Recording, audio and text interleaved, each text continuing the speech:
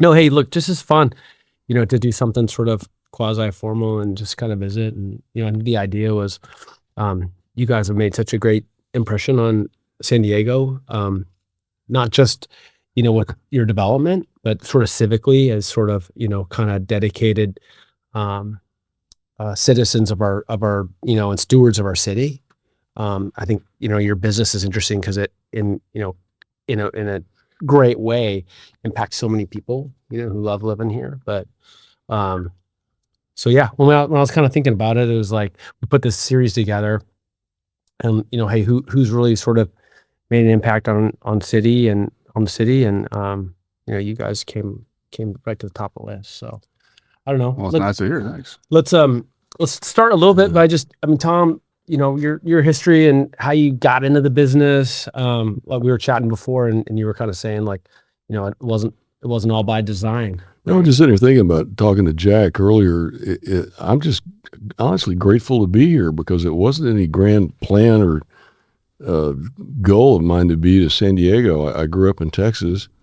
In my senior year at Rice in Houston, I met all the Mercury astronauts, and Wally Schirra, who was a Navy pilot, said, well, hey, kid, you ought to get in the Navy and fly airplanes and fly off aircraft carriers. He said, you don't want to be drafted because if you get drafted, you'll be in a foxhole. And if you're flying on an aircraft carrier, you'll have a white fluffy pillow under your head. So, hey, okay, that makes sense. So I signed up for the Navy flight program, and a couple of years later, I ended up in San Diego, and it was just kind of by accident. So did you wind up here after the war then, or after Vietnam, or was it something? Well, I flew off the Constellation, which is based here in San Diego, so I spent a lot of time during the training part of what we did here before we left for Vietnam. But when I got out of the service, I had a 5-year contract, and when I got out, I didn't know what I was going to do, and I didn't really have a clue, so I decided to go to business school. I went to Stanford Business School up in the Bay Area, Palo Alto, and thought that would help me make a decision on what to do with my life.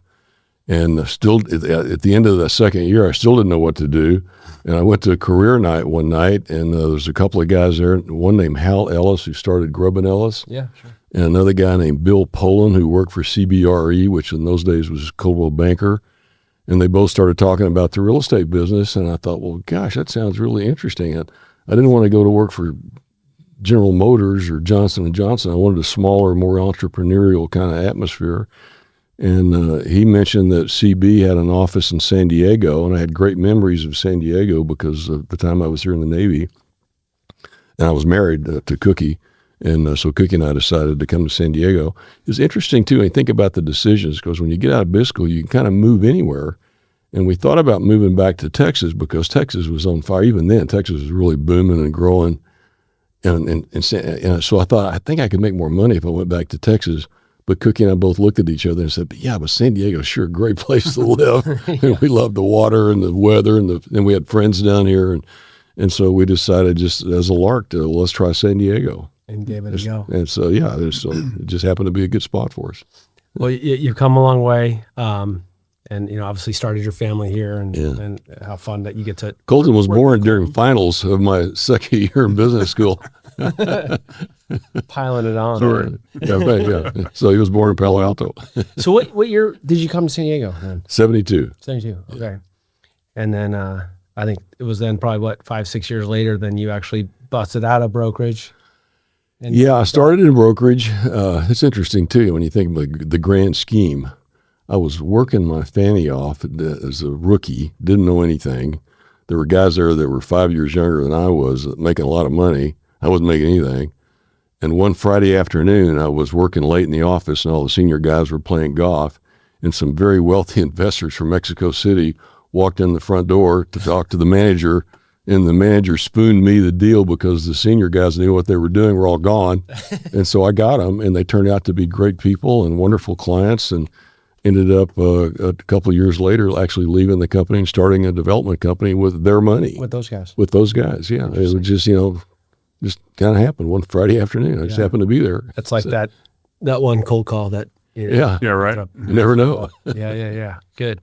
Well, look, the company is like I said, kind of left a pretty big imprint on our city. And I mean, I think I was looking at some of the stats. I mean, well over 10 million feet of various developments, close to 10,000 units that you guys have been entitling and kind of are at various stages of developing, right?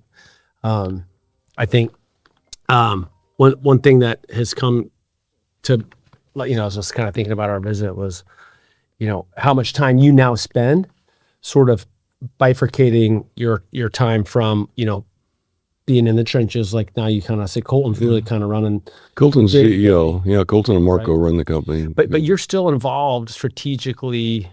I mean, we were at the Making Waves dinner, right? The other night. Yeah. And so again, your sort of dedication to the civic duty, it seems like that has always been a part of your business because even Colton and Marco are almost equally involved. Yeah, well, when Colton and Marco got involved, I was able to do some other things, and I felt like I wanted to get involved in like Economic Development Corporation, the EDC, the Chamber of Commerce, the Lincoln Club, and other groups, and it gave me an opportunity to meet folks in other industries that I really didn't know. I knew a lot of people in the real estate business because I've been in it for a few years, but I didn't know anybody in the life sciences business, the bank, just different people.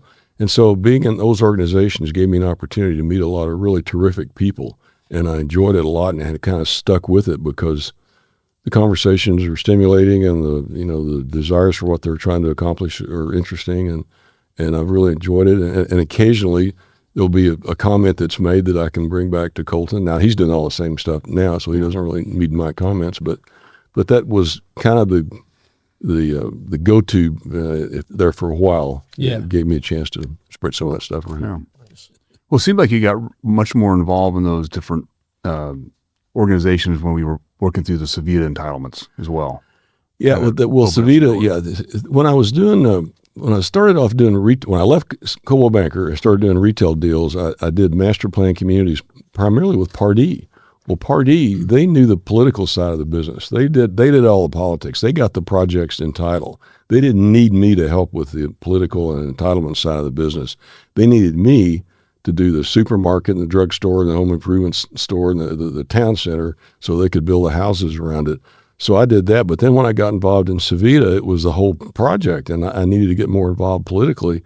And so actually it was Scott Peters, who was council president at the time. He said, Tom, you need to go meet with every city councilman so that they hear from you about your project, because there will be folks here that are going to be opposing your project. It happens on every project. And the councilman, you can't explain in your 20-minute presentation all the ins and outs and aspects of your project. So you need to spend time with each one, which I did. And I found it to be really stimulating and interesting, because when I met all 8 of these councilmen, they all came from different backgrounds. They were interesting as heck. Some didn't agree with me politically, but they all had San Diego's best interest at heart, and it was just a great experience. And it turned out to being successful because the project got entitled. But it was really Scott Peters that said, you got to get out there and you got to get involved. Yeah. Which I did. Yeah. So you spent all the time with the stakeholders and kind of listen to what they have to say. Probably different. That was really probably maybe one of the most marquee major infill developments, right? Whereas maybe historically, I remember doing deals with you, Colton, up in like Temecula. Right. And that was like path of growth. Yeah. Where so many of your early Savita was sort of 230 acres right in the middle of Mission Valley, right in the center of the valley. So it was a key parcel, and we wanted to do it right. And we had some ideas on how to do it right, but also at Colton's encouragement too, I went back to a program at Harvard that was taught by his former professor at USC, who went back to Harvard to teach a class to older developers and mortgage bankers, an executive program. And so I went back for that program while we were planning Savita and presented Savita to this, 30 or 40 senior people in the real estate industry from all over the world, and got ideas and comments from them on how to make it a better project. And it turned out to be a really, terrific and wonderful experience for me. And I wouldn't have even known about it or thought about it if it wasn't for Colton's professor at USC that said, hey, I'm going to Harvard next year. Yeah. Why don't you come and get in my program? That's great. So they actually had some input on what you guys wind up programming and thinking through that. Yeah. I got ideas from, And we met then the architect that we ended up using to do the center part of it. Gordon Carrier's company did the big master plan, but we used an architect. Gosh, what was that guy's name? Elkins Manfredi was in it for Howard Elkins. He had done some major mixed-use communities on the East Coast in Florida. And so then we, one weekend, got in the airplane and we flew to all these different places that these guys told us and saw examples of mixed-use projects all over the country to make sure we were doing the right thing and had the right plan. Were you long ride for? Oh yeah, Yeah. What other sort of interesting mixed-use projects outside of San Diego Oh gosh, we toured all the way from Seattle and Portland to back east, Palm Beach, Meisner's project, and we saw a lot of what not to do as well. We saw a lot what wasn't successful. It looked great on paper, and frankly, the architects were really proud of some of these projects. But you go look at them. I'm in the brokerage business, or was, and leasing was my background, so you have a little bit more of a feel and an intuition on what leases and what doesn't. And looking at some of these projects, they were not well leased, some of them. I said, well, okay, it looks great on paper. You got an award on it, but not really working. You can kind of figure out why, because maybe the parking was in the wrong area or the visibility to the retail wasn't right or there wasn't the right pedestrian flow of traffic. And so we learned a lot what not to do. We still make some mistakes, unfortunately. But there's no perfect real estate deal. No perfect deal. I mean, a lot of times too, right? The city's driving the mandate, and True. maybe the city doesn't necessarily have the sort of practical experience or, to see that play out. So, well, I think one of the biggest things we've struggled with is the planners all want to have retail on the ground floor of every residential building all over the community, and you just can't support it. There's just, I grew up in the retail business, and that's where I started.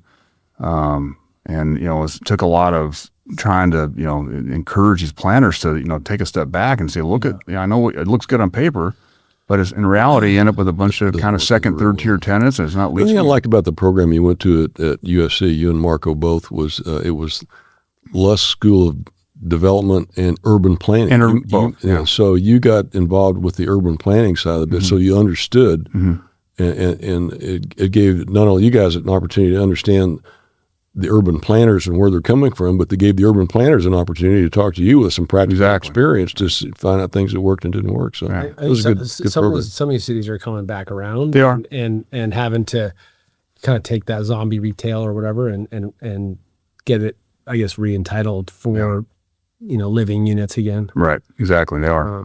We're seeing some of that. Mm-hmm. What, Tom, just kind of high level, and Colton actually for that matter, what excites you most, like looking forward for San Diego, and Tom, kind of at this point in your kind of career and in oversight, you might have a different view than Colton. You're kind of still in the. I'm pretty much inactive in the business now. Colton runs it, and Marco they make all the major decisions on development and process and what we're doing next. It's changed a lot over the years. I mean, for example, retail. When we first envisioned Savita, we had a lifestyle center envisioned for that property for the major commercial core. Mm-hmm. Well, the internet and the Amazon and the internet business has changed that. There hadn't been a major, large shopping center built in San Diego in a number of years. Yeah. And so that business has changed. Yeah. And when you think about when I got here, how fortunate I was to get here a few years after the city had turned over the land in La Jolla to UC San Diego. It was actually UC La Jolla in the beginning, I think. Mm-hmm. And then that Torrey Pines Research Center. Well, then San Diego just exploded after that. Mm-hmm. So we had 20 or 30 years of explosive growth in San Diego. Yeah. It's a mature market now. It wasn't a mature market in 1970. Yeah. It was just getting started. That's what I mean. It's kind of like in when you were getting your start, it seemed like it was a lot of path of growth. Yeah, big ranches being turned into master plan communities.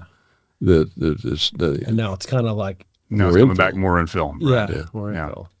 So harder now. Yeah, it is. It is much harder for this generation over here. I think you guys had it so easy. Honestly, looking back, I think we did. Well, our business specifically has changed. Like he said, we started off doing mainly all town center development all over Riverside, Temecula, San Diego County, and Las Vegas, and the amount of town centers being built in San Diego County, I can't speak necessarily for other trade areas, is almost zero. Right. I mean, everything if you can find 10, 20, 30 acres of land, it's going to go mixed use residential. That's the best value for the property, the best use of the property than a single level spread out shopping center. Now we are still doing some grocery stores and some Jimbos and higher end markets and restaurants and shops, and they're very successful. But we're not doing the larger format retail centers like we used to. Yeah. Yeah. Yeah. I mean, I guess taking a step back, that's where the opportunity probably is sort of coming back in, urban infill redevelopment, kind of taking, maybe what's broken, impaired, right? And figuring out a new mouse. Man, we're looking at a lot of sites like that, but we're not much out in the suburbs. That's for sure. It's all infill.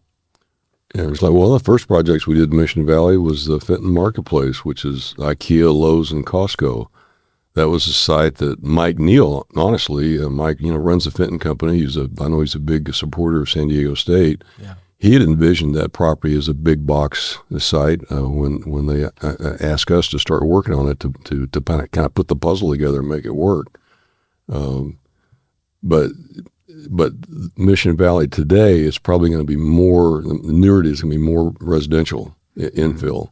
But you've got the trolley line through the middle of it, and every major freeway north-south is coming through that valley too. So it's still a core for new development in San Diego. We have three large master plans in the valley, active master plans with Riverwalk down the way, and then us in the middle, Savita, and then you've got SGSU West, on the other side of the valley. And none of them are proposing large format retail. It's all mixed use, heavy residential. Yeah.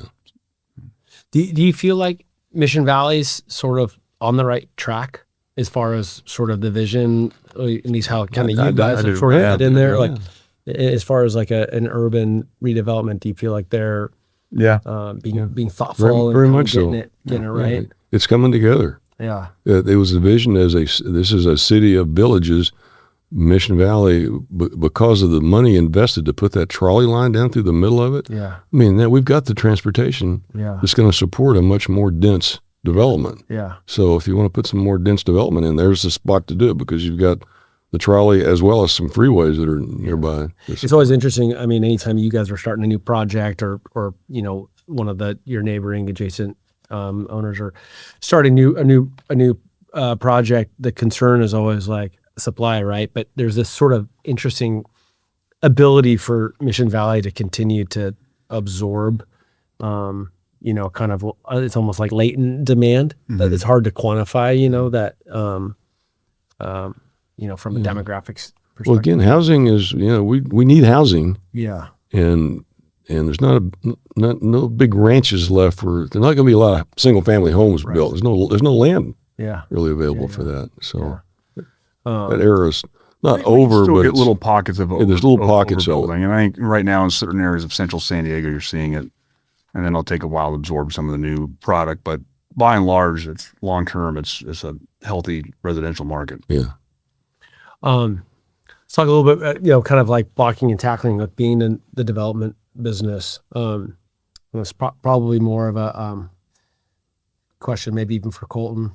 Because he's taking on all the risk now. Yes, yes. I don't sign guarantees all the risk, all the hard work. I get the credit for it.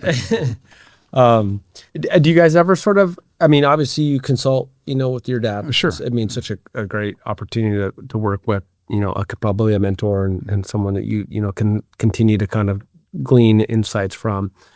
You guys ever had major differences in opinions on, either risk or strategy? We've had differences. I wouldn't say we've had major differences. We've never had a major fight or argument. We've been pretty fortunate in that regard. We've agreed on 90% of the stuff, but even things we don't agree on, we just kind of talk it through. But it really, I'm not that involved in the decision making anymore. As I mentioned earlier, he runs the company. He and Marco make those decisions, and I'm not that involved in it. That way I can blame him if something goes wrong. How about just looking back? I mean, lessons learned, like you were saying, we were kind of knocking it around that, it wasn't this sort of like, blueprint laid out plan. Sometimes you skin your knee or you stub your toe along the way. I'd say lessons learned. Well, number one lesson I learned was integrity. because when I first got in the real estate business, the real estate industry back in the 60s, 50s and 60s didn't have a great reputation. It came together as a really a serious industry in the 70s and 80s. But, and it's interesting because when I went to work for CB, they didn't have a sales course. And it surprised me that they didn't have a program that told me how to say the right thing and, make a sale. And the manager said, well, that's kind of crazy. There's no perfect real estate deal. There's positives and negatives. As the professional, it's your job to know the positives and the negatives and explain that to your client, and they're going to make the decision. They're not going to make a deal because you said the right word at the right time. Mm-hmm. They're going to make a deal because, number one, they trust you, and number two, that you've given them all the facts. Mm-hmm. And the last thing you want to do is get involved in a deal that takes 6 months to close, and a week before close, some bad thing comes out that you knew about 6 months previous. Yeah. No, that's stupid. Yeah. And so they just impressed upon me not only the how important it is to know your business and know the goods and the bad, but to be honest. Yeah. Because once you lose that trust, you never get back. You don't get it back with a client. You don't get it back with a partner.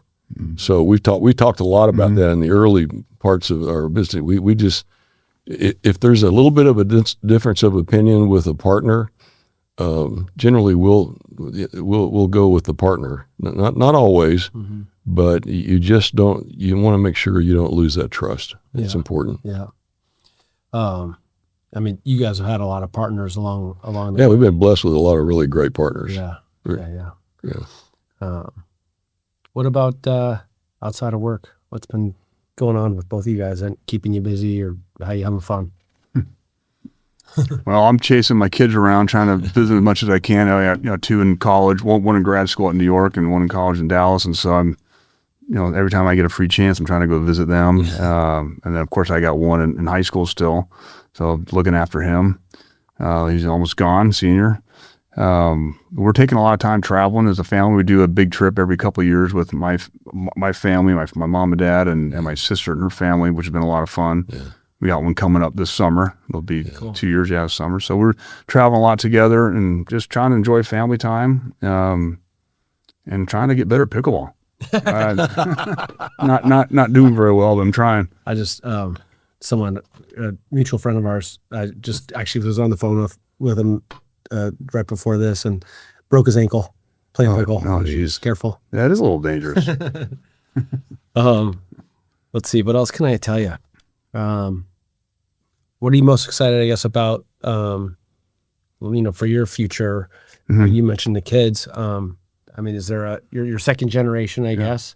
Yeah. Is there a chance there's third generation? Yeah, hopefully, it's all your kids. Hopefully, every family business forum you go to, and you try to research this stuff and be smart about it. And it's the third generation, they say, is usually the hardest, and so we're coming up. We have the third generation, 6 kids. We already know a few of them don't have interest in being in real estate. They have other interests, but there's still a chance a couple of them will. So we're trying to prepare ourselves for that. We have our little bylaws we put together and what the kids have to do and in order to work at the company. They've got to earn the right. Yeah. They're not entitled to the job. Yeah, exactly. But we are blessed that all 6 kids are doing great and they're amazing. They're doing well in what they're studying or what they're doing in their careers. So, but I hope a couple of younger ones decide to come on over at some point. That'd be great. All right. Well, it's a high bar. How about, so Tom, you've been, and Colton, really, I mean, again, kind of getting back to one of the themes here, you guys have been so involved outside of real estate with so many great organizations, foundations, associations, it's philanthropic. I know, that there's a couple that are probably really close to you guys, but I mean, the San Diego River Foundation, and then maybe you talk about the Midway. Yeah, San Diego River Foundation, the Santa Fe Christian School has been probably the biggest thing that we've done as a family because I was actually a broker at Coldwell Banker when the transaction occurred that allowed Santa Fe Christian School to get started.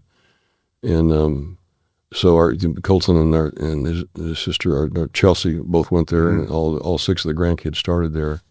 So Santa Fe Christian's been big. The Midway, because of my Navy background, has been big. Mm-hmm. We got involved with the San Diego River Park Foundation because of Savita, really, and we wanted to encourage the park, more of that in the valley with the river. When our partner in Mission Valley had some land on the river, and they were interested in doing something with it, with the River Park Foundation, and having it be developed in an observatory type building, and so that was really the connection that got started with the river folks. Yeah. But we've stayed involved at our church and with Forest Home up by Big Bear, and those are things that we will continue to follow. And recently I've gotten more involved with the San Diego Rescue Mission with Donnie D. Okay. They have a terrific program. It's an expensive program, but the homeless folks that go through that program, they come out after a year and they're ready to function. I mean, I went to their graduation last Saturday. It was a tearjerker. Oh my gosh, some of the stories these folks told about where they started and how they got into the San Diego Rescue Mission's program, and now what they've been able to do with their life and how they're doing it. Donnie's got a great formula. It's a wonderful program. He's involved all the mayors from all over the county now to work with him. He's doing navigation centers in different cities around the county, and I think he's having a major impact. Are they like pulling people off the street? Yeah. And providing even shelter? Yeah. Yeah. No, it's great. I mean, it's a real commitment when they don't just let anybody in this program. It's a full year program, and last Saturday was the graduating class for the last class, and 4 or 5 of the folks stood up and talked about their testimony about how they got into the program, what God's grace has done for them while they've been in it, and how they managed to turn their lives around. And it was really uplifting. Wow. Yeah. And I think their help. Again, we have so many folks that are homeless in this county. It's kind of staggering and overwhelming. So this is a small part to solve the problem, but at least the folks that do go through this program, they come out ready to function, and they'll be fine the rest of their lives. And there was a number of graduates that also came and spoke at the graduation that had gone through the program a year ago or 5 years ago. Oh my gosh, the stories that they told, it was really, really inspiring. Yeah, no, it's a challenge for cities across the country. Yeah, it is. It's difficult. It's a hard program. Yeah. Hi, everyone. My name is Jaden Sennett, and I'm the president of the Real Estate Society here at San Diego State. And my name is Julie Cohen, and I am the Professional Development Director for the Real Estate Society. But yeah, we've been having a great year so far in RES.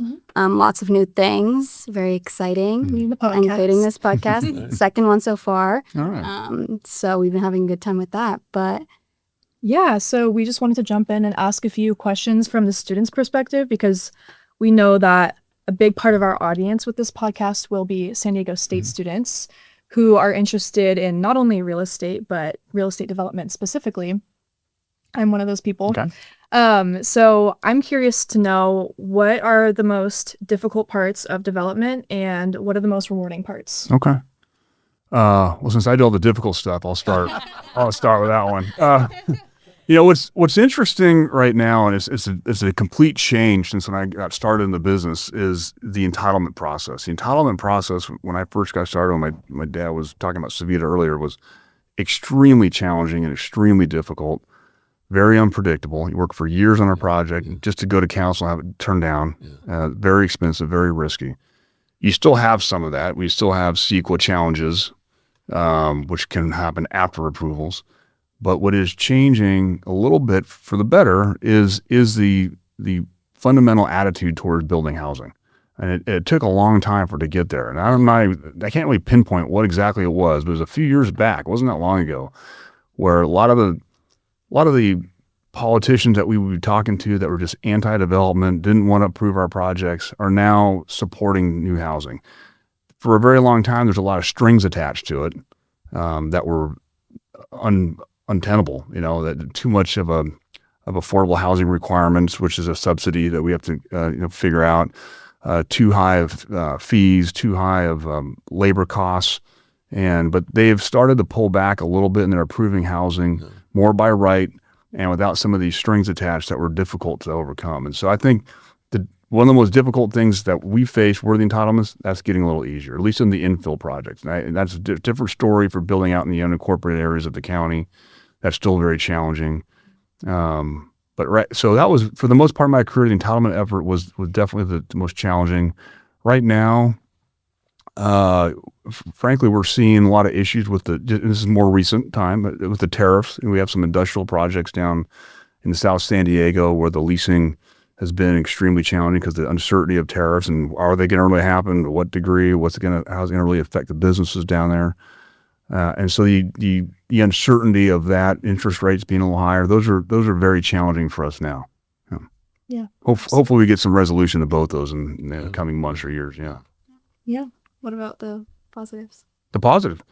Well, this is kind of an interesting one, I think. There was, for 10 years or so, Amazon was really coming on strong. And my dad mentioned this earlier. And it was definitely eroding some of the retail base in San Diego County and mainly elsewhere. San Diego County has really kind of held its own. You're not seeing a lot of new retail development because there aren't as many tenants out there to expand, but also because the land values are just too high to just do single level retail centers. But retail health is good. It's strong. Our shopping centers that we do own are doing better than ever. Sales are as strong as ever. Yeah. I mean, right now with what's been, like I mentioned earlier, some of the issues with the interest rates and tariffs and whatnot, we're seeing a little bit of softening, but for the most part, it's very strong. Portfolios 99% lease. They are. Rents are still strong. So I'd say the retail industry where people were about to write it off, that's not going to happen. It's going to be strong and for the years to come. And that success has been very rewarding, I'm sure. Yeah, it has been.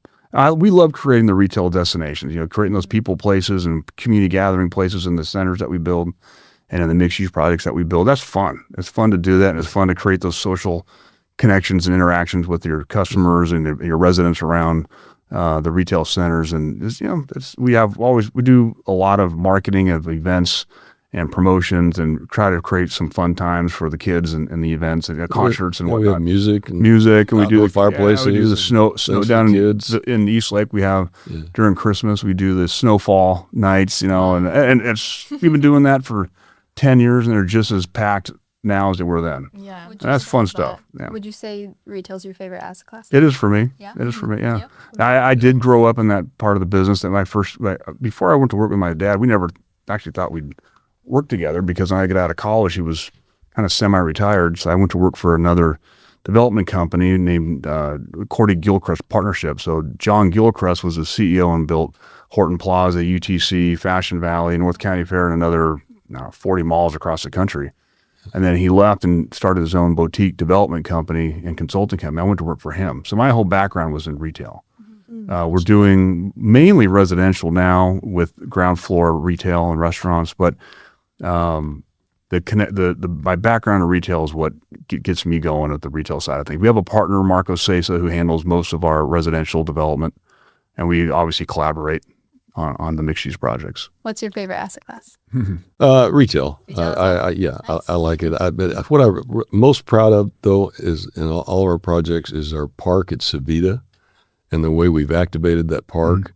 It's a beautiful park, number one, and the amphitheater has entertainment almost every weekend. There's something going on there. We have a farmer's market on Saturday morning.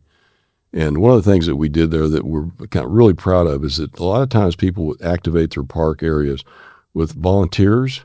We have a paid person that's in charge of making sure there's things going on in that park. Nice. And so we have concerts and musicians and patriotic march, everything, kite festivals. Yeah. Interesting. That's fun. It is. And they're fun and they're well received and the community loves it. Yeah. And we love having music. We've talked about, having the right color. We have the landscaping. We think about color. Landscaping, we think about plants that smell good. There's actually odors make a difference when you're walking around in a park. Yes. You smell things. Mm-hmm. Yeah. And so they've been really good at doing all that stuff that hit all the senses. Yeah. So were these things that you guys came up with yourselves? Have other people been helping? Both. I mean, I think that we definitely had some experts in designing parks. Yeah, we were all our ideas. I like that idea. We'll take a break to say but yeah, we like. One of the cool things we did, the property, the one we keep talking about, Savita, was an old sand and gravel operation. So there's a lot of history with mining there and heavy equipment that over the years, and we brought in some old restored tractors. I mean, really like a Porsche old restored tractor. That was really cool. And so that's still sitting there right in the middle of the park, and people love that. Everyone's getting pictures with it, and it's been kind of a fun and different type of art piece in essence. And so we try to find some really unique art that we put in our projects. Yeah, and then Savita's full of them. Yeah. Sounds like being creative is the way to go. Yeah, be creative. Try to think out of the box a little bit. Yeah. Take some chances. Definitely. So going off challenges and also things that are rewarding, I want to talk about mentors. So at RES, we have a mentorship program, and a lot of our students signed up for it. They have amazing mentors.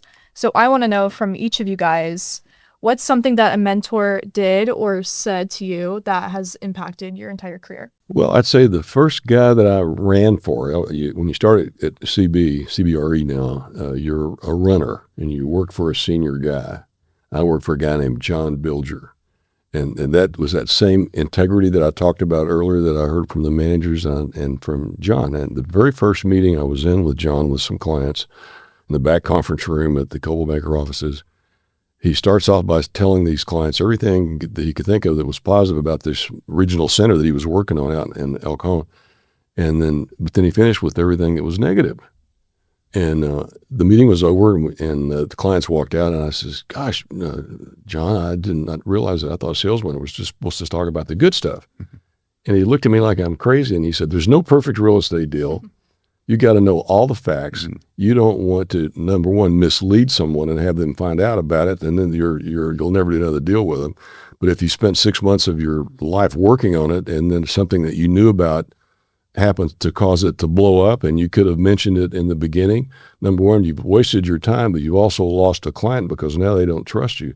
And it was just that again, the integrity of John Bilger was kind of bored into my soul.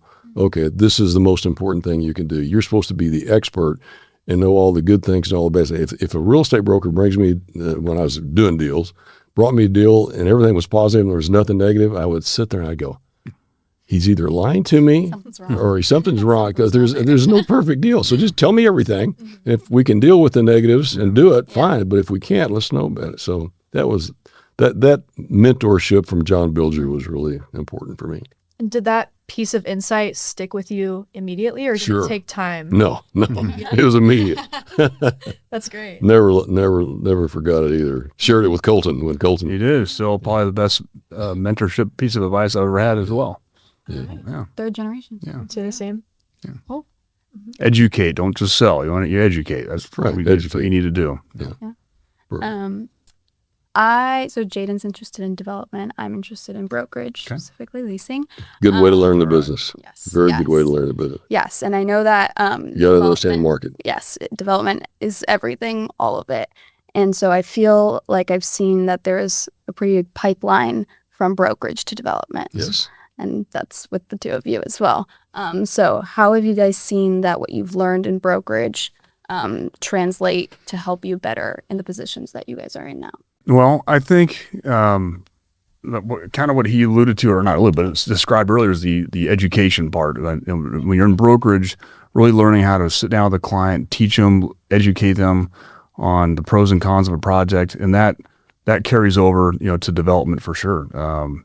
We have a lot of partners that I'm not quite sure how it happened, but we ended up being a development company that had probably more joint ventures than anybody in this county, maybe more so than just buying property outright and doing it ourselves. We have a lot of landowner partners. Of course, we have institutional partners as well, but a lot of landowner partners that want to stay in the deal. Mission Valley is one of them. The Savita project is, and we have one in Scripps Ranch. We've got one in Henderson. We got one in Oceanside.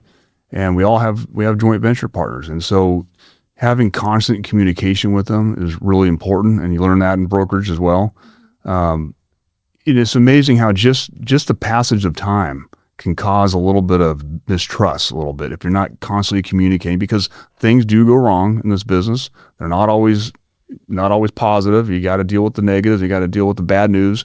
And if you don't communicate with your partner constantly, and I mean meetings, phone calls, not just an email, meetings and phone calls with your partners constantly, so they know what's going on in real time. Yeah, and they don't get surprised with bad news, weeks later or months later. That's really important. And I think in brokerage and leasing in particular, the constant communication is very, very important. I had one of the better, I won't name his name, but one of the better brokers in town, and you guys all recognize his name, been around a long time. He lost a client because he was a tenant rep. He lost a client because he was emailing with them a lot, but he wasn't picking up the phone. And the client finally fired him. Yeah. And he's like, and he told me that story. And this is one of the most well-respected brokers in town. He's like, and he learned a big lesson. Yeah. And that kind of re-ingrained in my mind that, we need to have constant communication. It's not just sending out emails and making sure you're in front of your clients and partners constantly. I love your question because 40 years ago, I asked myself the same question. And so I went to 3 well-known people in town and asked them that question. One was Ernie Hahn. Ernie Hahn started the Hahn Development Company that built 50 malls across the country. And I said, Mr. Hahn, what advice would you give me to how the best way to get into the development business? And he said, son, you got to start in the construction side of the business because he started in construction. And he said, if you don't understand construction, you're not going to keep the costs in control. You could build everything and still lose money because you don't know what you're doing and you can't build it for the right price. Yes, okay. Yes, sir. Got it. I went to Harry Collins. Harry Collins was a Collins company, a huge company in San Diego at the time. And I asked Harry, Mr. Collins, Mr. Collins, what advice could you give me? And he says, well, if you want to be a developer, you've got to start in the mortgage business because if you don't understand how to borrow money and how to negotiate deals with equity partners, you'll go through all this effort. And at the end of the day, you won't make any money because you don't know how to finance it. Well, so then I went to a guy named Jack Thornton. Jack Thornton built probably 40 or 50 shopping centers up and down California. And I said, Mr. Thornton, I said, what advice could you give me? And he said, well, if you want to be in the development business, son, you got to start in brokerage because if you don't understand what the clients want and what the market is, you're not going to make any money. You're going to build something that doesn't make any sense because you don't understand the market. So there's no perfect answer. Right. So just know everything ever. You can, yeah, no. Oh, the developer. You start with one of those. Something because every one of those aspects has something to do with development. Yeah. Start with one of them, get really good at it, and hire people to help you with the other 2. Put the team together. It's a team effort. Absolutely. Yeah. I had a mentor of mine tell me recently that if you want to start out in a development career, you shouldn't do a development job, like an analyst job, right off the bat. I was asking him, I was like, what do I do? Where do I go? Which direction do I take? And he said, anything in commercial real estate is going to set you up well your first couple of years for development. Seems like that holds pretty true. Yeah, that's good advice. Again, here, another thought. I always thought that some of the guys that learned the business the quickest were guys that worked for construction lenders, banks that were doing construction loans, because when you've got a project that you want to get financed, you've got to put the package together and take that package to the lender, and the lender looks at your package and all the numbers and the pro forma and the tenants and everything to determine if they want to loan you the money. Well, one of the things I really didn't know in the very beginning was how to put the numbers together. You can build something, but if it doesn't make money at the end of the day, it's a waste of time. So it's at the end of the day, it's about the bottom line. It's about how much it's going to cost to build it and what's it going to be worth when it's finished.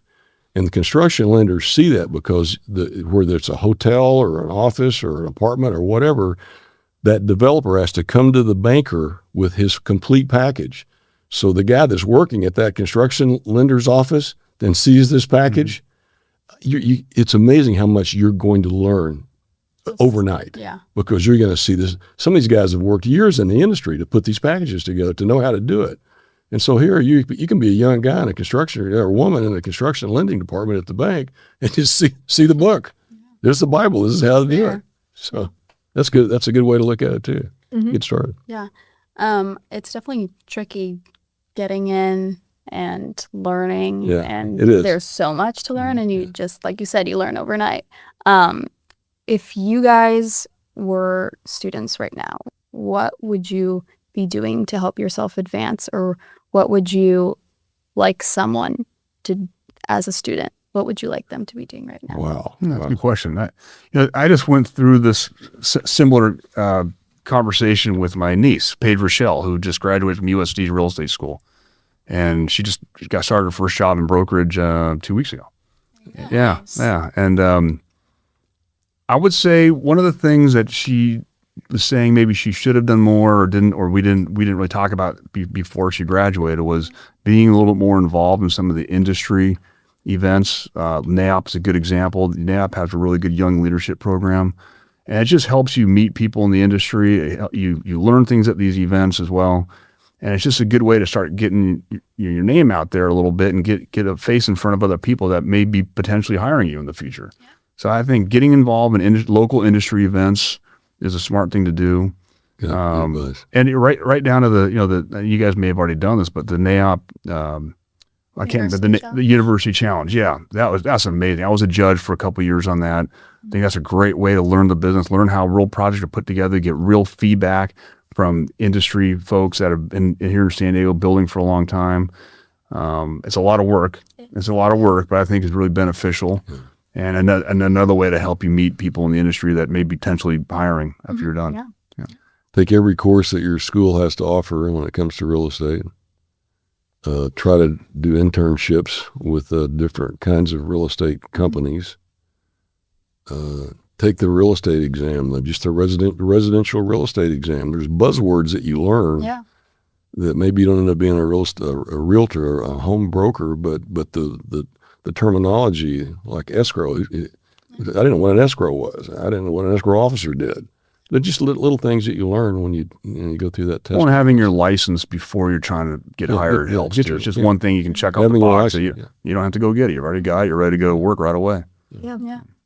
Would you say that, so having your license, does that boost you up like heavily? Say you're looking at a resume or say you're talking to someone. I would be impressed if I know you had the intention and the effort to go ahead and out there and get your real estate license. That shows me you're serious about the business. Yeah. You wouldn't have taken the time to do it. Otherwise. I mean, as you mentioned, unfortunately, the real estate license is for residential and commercial. It's 99% residential related. Yes, yeah. But it's something you have to do if you want to get into leasing in particular. And so just to have it out of the way when you're going to meet with potential employers is a positive. It's a question I don't know if you guys know the answer to, but do you know at what point in like being a broker do you have to get your broker's license? Like I have my real estate license, but you have to have your sales license, which is great to hear. You don't need your broker's license unless you have people working for you that need to hang the license with you. Okay. Yeah. So you can have your real estate sales license for forever. I mean, if you don't want to own your own brokerage firm or have other people, junior people hanging their license with you. So there's like top producers out there who only have their sales. There could be potentially, yeah. Maybe. Okay. Yeah. I thought you had to have Am I wrong? Or work. I thought you had to either have your own broker's license or work for a broker. I thought that's what I'm saying. Yeah. No, if you're either working for someone that has a broker's license, you're hanging your license with them. Or if you have people working for you, got to have a broker's license. Yeah. Same thing. Thank you guys so much for all of your insights and your answers. We really appreciate you guys taking the time to come out here. Of course. Our pleasure. The RES students will definitely appreciate this. Best of luck in it. It's a great industry. I love bricks and mortar. It's a good investment. Fun to work in something tangible that you see being built and created and new businesses opening up, and it's rewarding. Yeah. Well, thanks for coming out, you guys. Thank you. Thanks. We enjoyed it.